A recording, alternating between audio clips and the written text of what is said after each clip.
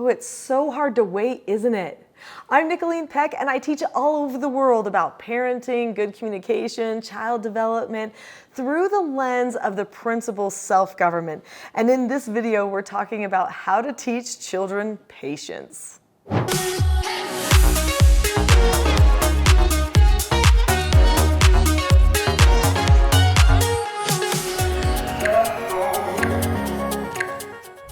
In this video, we're going to talk about why patience is so important for children. And then also, we are going to talk about skills that you can help your children develop so that they can learn better patience.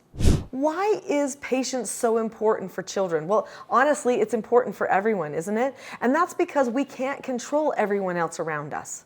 We can't control how long things take. We don't get to choose all of that. We can only choose to control ourselves. That is it. And even we will fall short a lot of the time. So not only do we have to be patient with everybody else around us and with objects, but we have to be patient with ourselves. Now, right now, I know that there are many families who are dealing with a lot of issues. Issues like anxiety and issues like short tempers and short fuses. These are all things that relate to lack of patience. So if we're going to teach our children to overcome some of their anxieties, probably they're going to have to learn how to be patient with themselves, be patient with their brains, be patient with their skills, be patient with other people around them. We're going to have to be patient with new circumstances and environments. We're going to need to be patient when somebody else is going out of control so that we can help them get back to a place where they are in control. We need to teach patience because it's a life skill. It's a skill that leads people to happiness. It connects people together. They have good relationships with each other when they actually have the skill for how to be patient. Many people don't have examples of patience in their lives. And when you don't have an example of patience in your life, it can be very difficult to develop patience.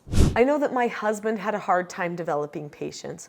In fact, he would probably tell you that he still isn't a very patient person. He likes to put the work into something and get it done immediately. He likes things to be cleaned and cleaned now. He doesn't like to put up with messes for long periods of time. He also does not like to wait. When he wants to do something, he wants to do it now and not wait. I mean, who doesn't like things on their schedule? Really, what we're talking about when a person is lacking patience is they are a controlling type of a person. Now, I don't say that to be mean to my husband in any way, but he is the type of person that likes to control things. It makes complete sense then that he's the type of person that fixes. He owns a plumbing company, a contracting company, he's a general contractor. He likes to fix, he likes to build, he likes to put hands on things and really make it do what he wants it to do. When he cannot get something to work correctly, he will have patience for a time, but then there comes a point where he's like, wait a minute, this is not doing what it should be doing. And he has to then work through a little bit of that patience. So we all need to learn patience. His dad did not have a ton of patience. His dad liked to create things too. He was a little bit more controlling when it comes to creating and building things. He was an architect. He liked to do hands-on experiences with stuff. And if things didn't go his way, then the grumbling would start to happen, you know, under his breath, and he would get a little bit short-tempered. So my guess is my husband learned that from his father. Sometimes it's nature, sometimes it's nurture. Maybe my husband has both things, you know, that he likes to be in control. But I'll tell you what, I have to hand it to him because when we first got married, he said to me, I have to tell you something. I am not a patient person. I have been praying for patience my entire married life. And I am going to keep praying for it, I promise you. And to his credit, he's been praying for it, he's been working on it. But if it wouldn't have been for the skills that we decided to teach our children, I'm not sure he would have fully learned patience himself. Now we're going to talk about how he learned patience and my children learned patience. But first, first. Do you see that subscribe button? Click that button now. And don't forget the notification bell too. When you click the notification bell, then you'll actually be notified when new videos come out. So how did my husband learn patience? Well, he would say he's not perfect at it yet. And truthfully, are any of us ever perfect at patience?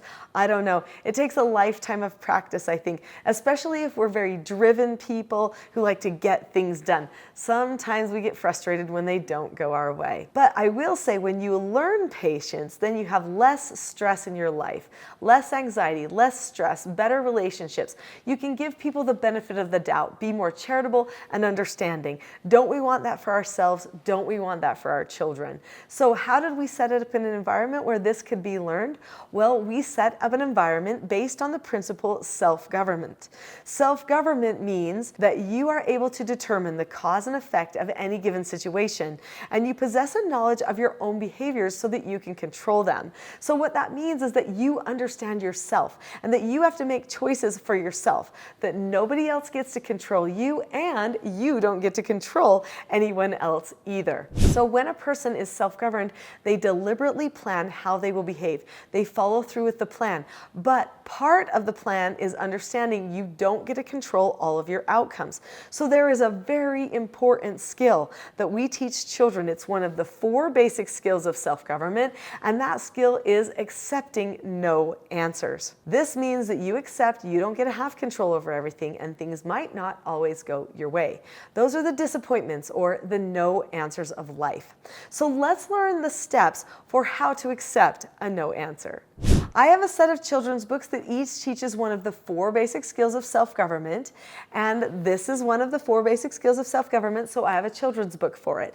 This book is called Porter Earns a Quarter, and little Porter in here, he gets so frustrated. He does not get what he wants for breakfast. I'll open the book here so you can see. Little Porter does not get what he wants for breakfast, and so he throws a tantrum for mom. Then he does not find his sock for soccer practice. He gets frustrated and angry. And then he goes to his soccer game, he gets knocked down, the ball gets taken away, and he gets mad. And what's to boot, on the way home from soccer practice, he has to sit in the middle seat. These are all no answers. They're disappointments, things Porter did not expect or want. And he is not showing patience in any of them. In fact, we see Porter go through his day and he gets even more impatient later. Finally, he learns a certain skill. This skill is part of his happiness plan. It is the skill how to accept a no answer or criticism. There's 4 steps to this really important skill. Step number 1, you look at the person. That means that you show I'm connecting with you, I'm going to be okay talking with you or getting a no answer for you. Or you might look at the situation. When he gets knocked down on the field, he's going to look at the situation. I got knocked down. Or he looks at the situation with, I can't find my sock. Okay? These are situations. So you look at the person or the situation, step number 1. Step number 2, you keep a calm face, voice, and body. Whew, that is the hardest part, really. So when you are seeing that something is not going your way, can you say, be calm? I need to be calm. Now, if you can't be calm, don't worry, because I have something for calmness that I'm going to teach you at the end of this video. In fact, I have a free gift for you all about calmness, so it will help you and the children. But keeping that calm face, voice, and body, being able to analyze yourself, that is a self-governed thing to do. Step number 3 is to say okay or ask to disagree appropriately. So one of our other 4 basic skills of self-government is being able to disagree appropriately. And when you're patient, you can disagree appropriately too. You can wait to express your point of view, right? So you share somebody else's point of view, then you share your point of view. You listen to what they have to say, and then even if it's still a no answer, you say okay. And then you get to the last step of accepting a no answer, which is to drop the subject. That means you let it go. You don't think about it anymore. You decide you are done with this circumstance, and you're not going to let it hold a negative place inside of you, but instead you'll be positive, optimistic, move forward, and move on with what you can control and you can choose. Another important part of teaching patience is actually regularly correcting your children.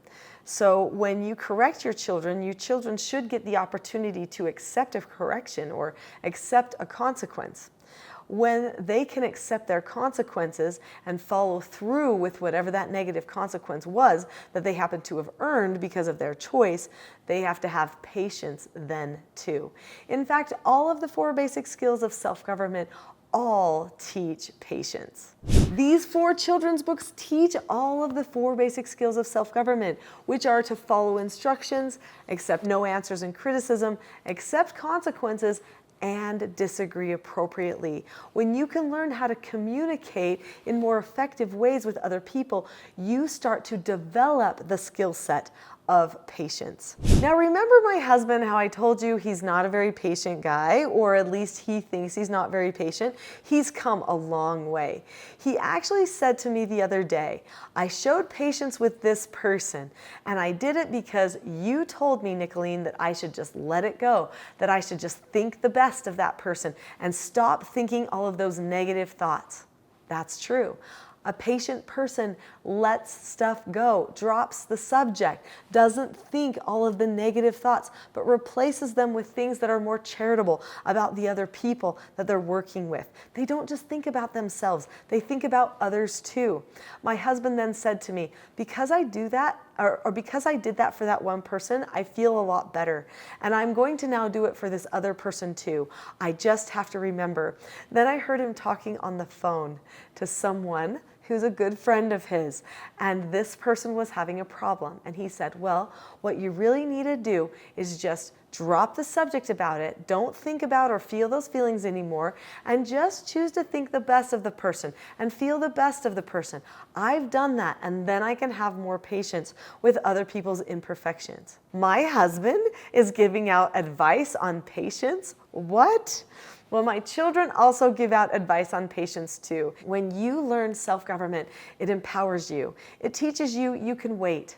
Wait to be perfect yourself and wait for somebody else to be perfect. You can choose to be okay when things don't go your way or when somebody doesn't do something that you want them to do. It's okay. It's just part of life. We need to tell ourselves that narrative in our heads. This is part of life. It's just one of the no answers of life.